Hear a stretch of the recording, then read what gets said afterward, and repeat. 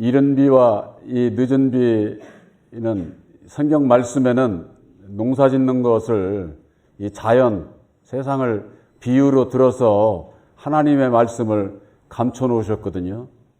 그 이른 비와 늦은 비라고 하는 것은 뭐냐? 논농사를 접으신 분들은 다 알죠. 씨를 뿌리고 저 할 때에 물이 필요해요.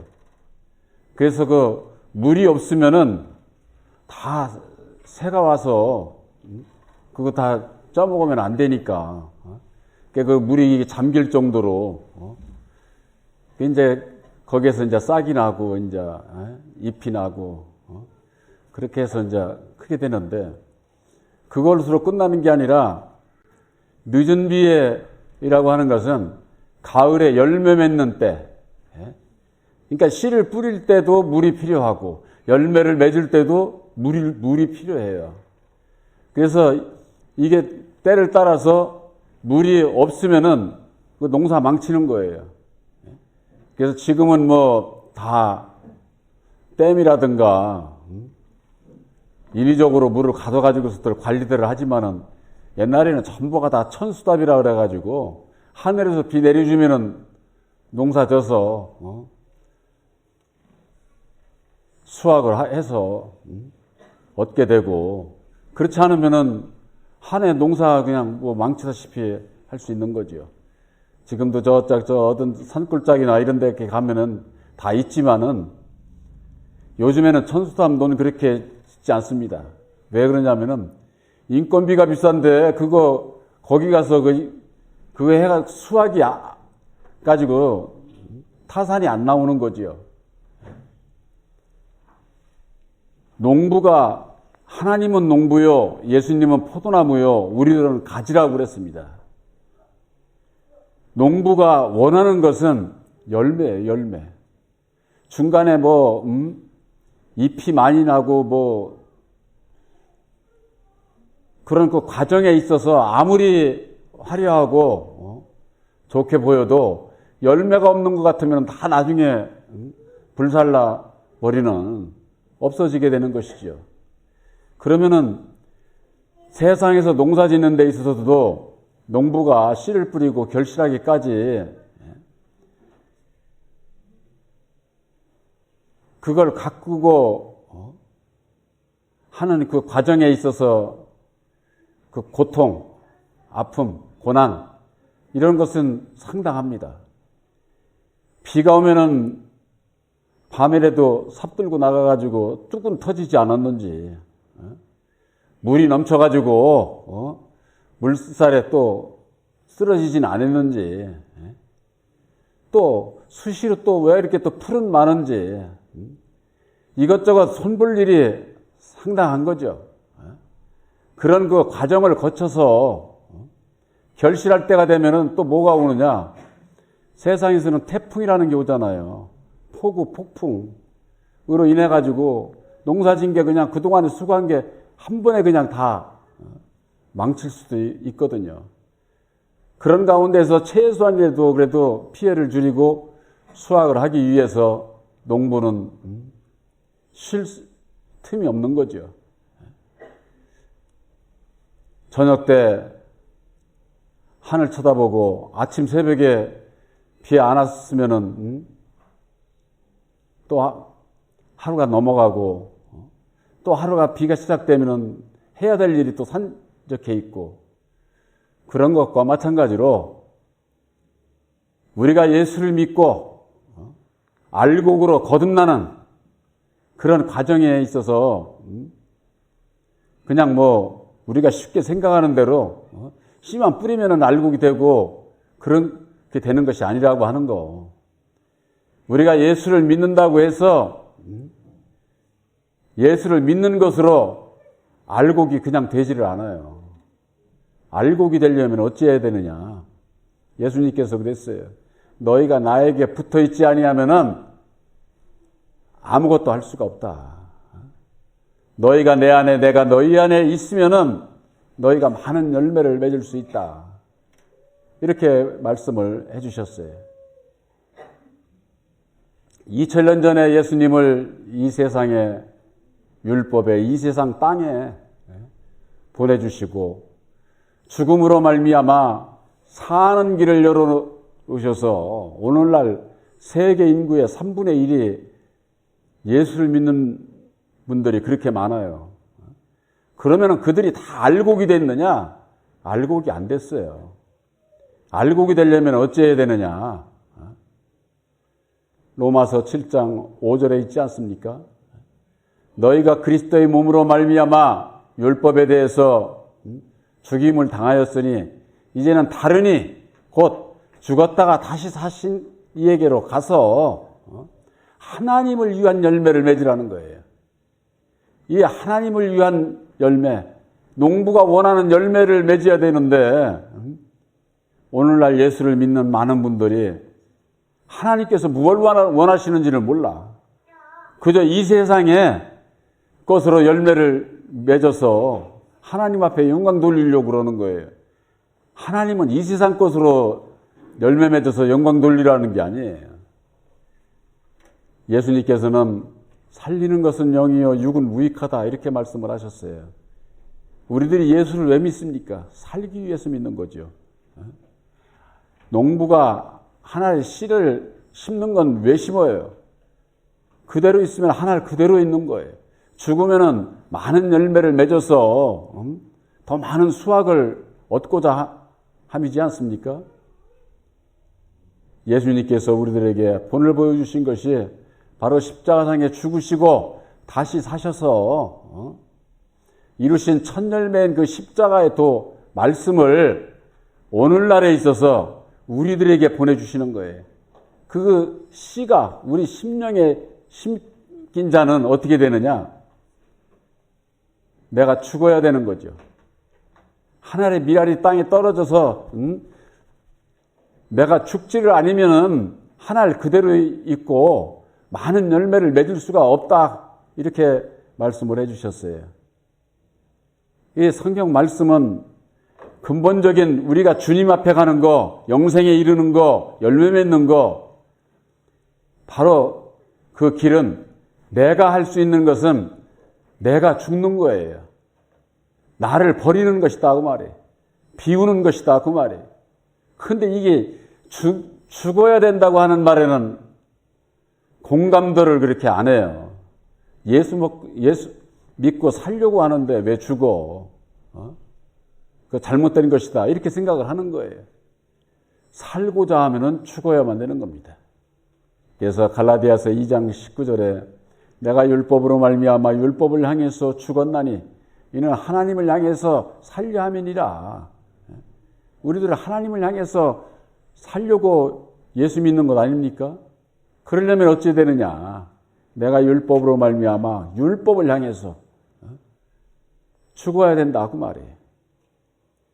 율법을 향해서 죽는 것은 이 세상 나라법도 있고 나 이외의 모든 형제들도 다 율법에 인격을 가지고 있는 사람이다 그 말이에요.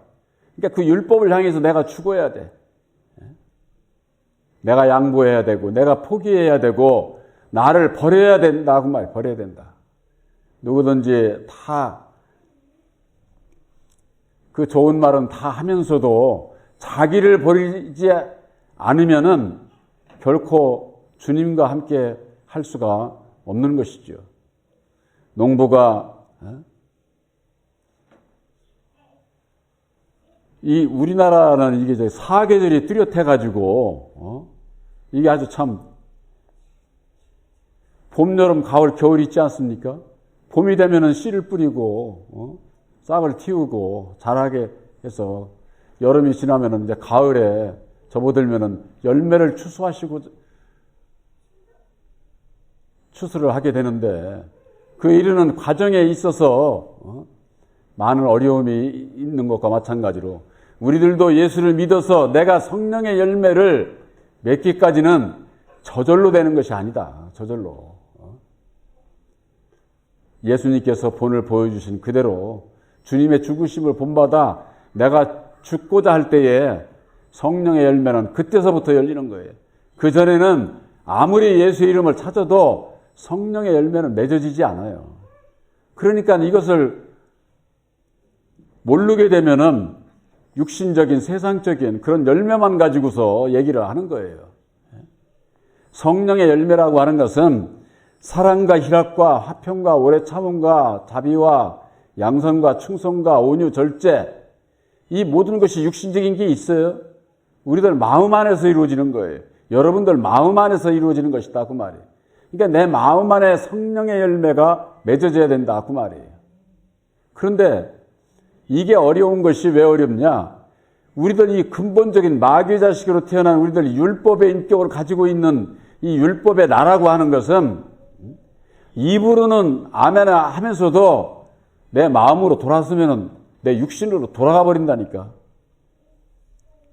이런 내 자신을 잡지 못하면은, 나를 보지 못하면은 뭘 버려야 되는지를 몰라. 뭘 버려야 되는지. 언제 어느 때에 내가 어떻게 생각하고 말하고 행동해야 될 일이 뭔지를 모른다 그 말이에요. 농부가 아주 그냥 그 열매를 맺기까지 참고 견디는 것처럼, 제가 전에도 말씀드린 적이 있는데, 옛날에 제가 요식업조합에 교육을 받으러 갔는데 거기에 딱 써 있는 게 있어요. 저 그걸 보고서, 야, 이거 세상에서도 사람들이 이런 얘기를 다 하는구나. 참을 수 없는 것을 참는 것이 참는 것이다. 이렇게 써 있는 거예요. 처음에는 참을 수 없는 것이 이렇게 세 글자로 이렇게 나왔길래 이게 도대체 무슨 소린가 했는데 가만히 보니까는, 누구든지 다 참을 수 있는 건 그건 참을 수 있는 게 아니죠. 누구든지 다 참을 수 있는 거 그걸 나 참고 견딘다 이렇게 얘기할 수가 있어요? 누구든지 참을 수 없는 거, 우리가 살다 보면 그런 것이 많습니다.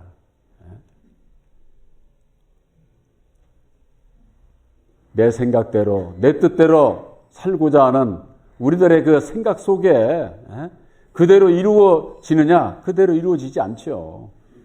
외부에서, 내 마음에서부터도 그렇고 외부로부터도 그렇고 나 스스로를 가만 내버려 두질 않는 거예요. 그러니까는 뭐 어떤 어려움이 있으면 그냥 총알같이 그냥 이 율법에 내 마음에서 그냥 아주 직선적으로 나가게 되면은 우선은 상대방이 괴롭고 고통스러워하지만은 결국 그 화살은 자기에게로 돌아와요. 자기에게로. 그런데 이 원리를 아는 것 같으면서도 실천을 못하는 것이 율법에 내 마음에 있다고 하는 거. 이걸 모르는 거예요. 이걸. 그저 율법은 뭐 하나님의 말씀이지. 하나님의 말씀 맞죠. 하나님의 말씀인데 첫사람 아담에게 줬고 아담 안에서 태어나는 모든 인생들의 인격이 율법의 마음을 가지고 있다고 말이에요. 근데 이 율법의 이 마음은 불순종의 법이기 때문에 참고 견디지를 못해요. 그러니까는 이 세상은 어떻습니까? 누가 한번 총을 쏘면은 그냥 대포로 쏴버리잖아요.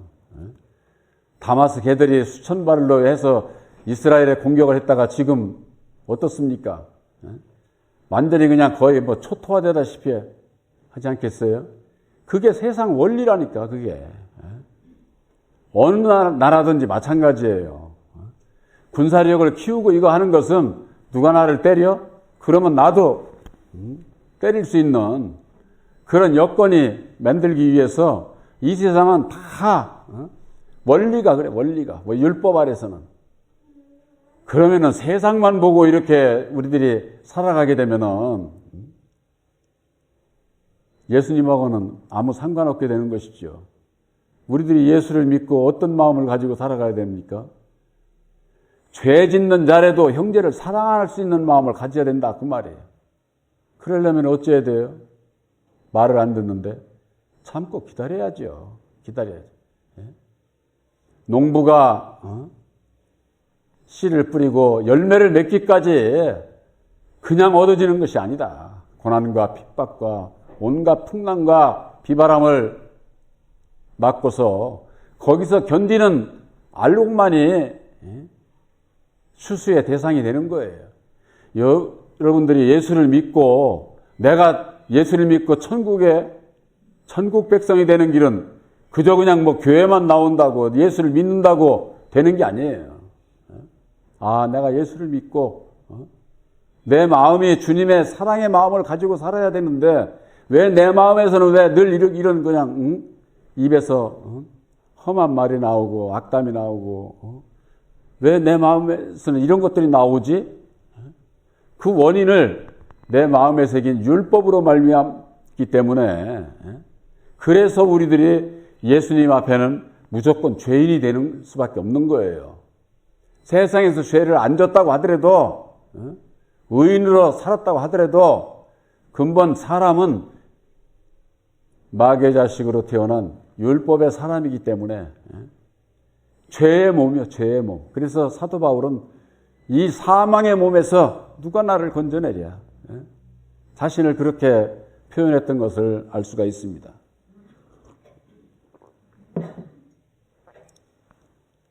내가 죄의 몸인 것을 알게 될 때에 나는 죄인으로소이다 하고 주님 앞에 나아오는 자를 의롭다고 하시는 거예요. 죄 지은 자들은 나는 차라리 죄 졌으니까 교도소 가서 몇 년을 살든지 살고 나면은 그 사람들 그 죄 싹 해결이 되는 거예요. 그런데 저런 교도소 안 가고 우리 이렇게 자유롭게 사는 우리들이 내 마음 안에서 죄를 짓고 산다니까. 죄를 짓고. 주님 앞에 뿐이 아니라 내 스스로도 내가 애쓰고 노력한다고 그래서 주님이 원하는 열매를 맺을 수가 없다고 하는데 문제가 있는 거예요. 그래서 나를 부인하고 오직 주님의 뒤를 따라가고자 할 때에 보혜사께서 능력을 입혀 주셔서 보혜사로 말미암아 열매를 맺게 된다고 하는 거. 지금은 늦은 비의 역사예요. 늦은 비의 역사. 오늘날까지 예수를 믿는 모든 분들이 이른 비 역사 속에서 신앙에 오고 있는 거예요. 마지막 때에는 늦은 비의 역사에 그 은혜를 입어야 된다 그 말이에요. 그 얘기는 뭐냐? 사람이 주는 교훈이 아니라 오직 예수님께서 죽으시고 다시 사셔서 이루어주신 십자가의 도로 말미암는 계시의 믿음, 보혜사께서 주시는 그 계시의 믿음 안에서 은혜를 입어야 된다 그 말이에요. 그렇지 않으면은 예수를 믿으면서도 쭉정이로 남아. 쭉정이로.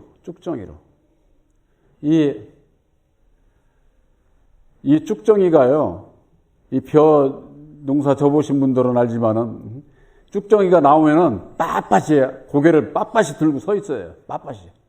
그거 전부 다 그냥 누런하니 농사가 잘 된 것 같으죠. 근데 이제 거기에 이제 물이 차기 시작해서 이제 알곡이 되는데, 이 물이 차면은, 알곡이 되면은 벼가 고개를 딱 숙이는 거예요. 고개를. 빳빳이 쓰지를 않아요. 고개를 딱 숙이는 거죠. 그 원리와 마찬가지예요. 우리들이 말씀의 은혜를 입게 되면은 누구에게 있어서든지 내가 고개를 숙일 수 있어야 돼요. 예수 믿는 사람은 그게 다른 거예요. 근데 이 율법의 나라고 하는 건 어떻습니까? 내가 너보다 못한 게 뭐 있는데 내가 너는 무조건 내 말 들어.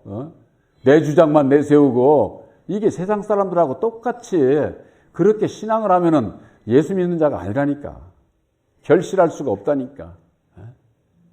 세상의 그런 이치를 보고도 모든 사람들이 다 깨닫지 않습니까? 깨달으면서도 그걸 실천을 못하는 거지. 왜? 내가 어떻게 해야 되는지를. 그걸 모르는 이유는 어디 있느냐? 십자가의 도 안에서 율법의 날을 잡지 못하니까 이걸 버려야 된다고 하는 걸, 이걸 알지를 못하니까 그저 육신적인 것, 세상적인 것으로 조금 버리고 의로워지면 나는 다 된 것으로 이게 잘못 착각을 하면서 신앙을 하게 되는 것이죠. 지금은 늦은 비의 역사라고 했습니다. 열매 맺는 역사예요. 이른 비는 씨 뿌리는 역사라고 할 것 같으면은 늦은 비는 열매를 맺는 결실하는 그런 그 시기를 얘기를 하는 것이다. 지금이 어느 때냐? 베드로전서 1장 5절에 있는 말씀입니다.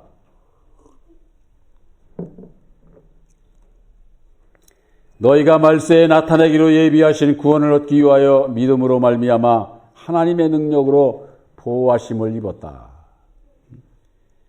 말세에 나타내기로 예비하신 구원이 있어요. 말세. 여러분들 말세가 언제인 줄 아세요? 성경 말씀 안에서 예수님께서 밝혀주신 그 말세는요, 멸망에 가증한 것이 거룩한 곳에 있는 것을 깨달아 알게 되면 너희들은 빨리 도망가라는 게 도망가라. 율법의 믿음에서 빨리 벗어나라. 그런 얘기예요. 멸망에 가증한 것이 뭔지를 알아야죠. 오늘날 신앙인들이 많은 분들이 그럽니다. 예수님 오시고 나서도 그때도 말세 했는데 지금까지도 말세, 앞으로도 뭐 영원할 거야. 이렇게 생각하는 분들이 많아요. 이른 비 역사에 있어서는 말세 멸망에 가증한 것이 무엇인지를 밝혀주시질 않았어요. 왜? 그리스도만 얘기했지 십자가의 도를 모르기 때문에 아담의 정체, 율법의 정체, 마귀의 정체를 알지를 못하기 때문에 죄의 근원을 모르니까 죄에서 벗어나지 못하고 맨날 그냥 회개하고 또 나가서 죄 짓고 와서 또 회개하고 신앙생활은 아마 저는 천주교는 좀 편할 것 같아요. 확실히 편하죠. 죄 짓고 신부한테 가서 고해성사 하면은 해결이 됐으니까 그렇게 알고 믿으라고 하니까는 얼마나 해결이 좋아요. 죄 짓고 가서 고해성사하고 하면은 대신 신부가 해결해 준다는 것처럼 그런 그 사고를 가지고 믿으니 우리들에게 있어서 말세에 나타내기로 예비하신 구원이라고 분명히 이렇게 되어 있잖아요. 이제 십자가의 도로 말미암아 아담의 정체, 마귀의 정체가 드러나서 데살로니가후서 2장 3, 4절에 그러지 않았습니까? 불법의 사람, 멸망의 아들이 나타나기 전에는 예수님께서 오시지 않는다는 거예요. 저는 대적하는 자요. 하나님 성전에 앉아서 범사일 걷는 하나님이지만은 하나님 성전에 앉아서 자칭 자기가 하나님이라고 하는 그 사람이 있다고 말해요. 그 사람이 바로 첫사람 아담이요. 그 아담의 정체를 십자가의 도 안에서 밝혀주신, 드러나게 될 때부터가 말세인 거예요. 지금 이것이 본 교회에서는 여러분들이 십자가의 도 안에서 은혜를 받고 있지만은 이 말씀이 아직 우리나라에도 전해지질 않아가지고 이 한국 땅에 있는 모든 하나님의 백성들이 진정 지금이 이제는 보혜사의 시대여 말세가 된 이것을 모르고 있는 거예요. 모르고. 추수 이때가 돼서 알곡이 되어야 되는데 아직도 그대로 그냥 이른 비 역사에 머물러 있으니 어린아이가 참 그대로 어린아이 그대로 있으면 되겠어요? 나이를 먹을수록 단단한 식물을 먹고 자라서 장성해야 사람 구실을 할 것 아니에요. 근데 맨날 젖이나 먹고 있는 성장하지 못한 그런 상태에 있어서 무슨 일을 하겠어요. 그렇기 때문에 어린아이 신앙, 우리가 지난번 주일에 그리스도 안에 어린아이들이라고 하는 말씀으로 함께 은혜를 나누지 않았습니까? 바로 육에 속한 자들, 율법 아래 있는 자들, 바로 그들이 어린아이들이라고 하는 거. 이제는 장성해야 될 때가 된 거예요. 장성하려면 어떻게 되느냐. 늦은 비 역사에 보혜사로 말미암는 단단한 식물을 먹어야 되는 거예요. 그것은 왜 단단한 식물이 되느냐. 내가 죽어야 되기 때문에. 내가 버려야 되기 때문에. 누구든지 다 그것을 지킬 수 있는 게 아니에요. 능력을 입은 자만이 열매 맺어서 농부에 원하는 그런 그 알곡들이 될 수가 있다고 하는 거. 그래서 십자가의 도 안에서 아담의 정체, 율법의 정체, 마귀의 정체를 깨달아 알게 될 때에 율법의 나를 알게 되고 죄 가운데서 죄의 원인이 무엇인지를 알고 벗어나게 될 때에 보혜사께서 하나님을 위한 열매를 맺게 한다. 로마서 7장 5절에 있는 말씀이 그게 그래서 중요한 겁니다. 거기 분명히 그랬잖아요. 다른이라고. 예수가 아니에요.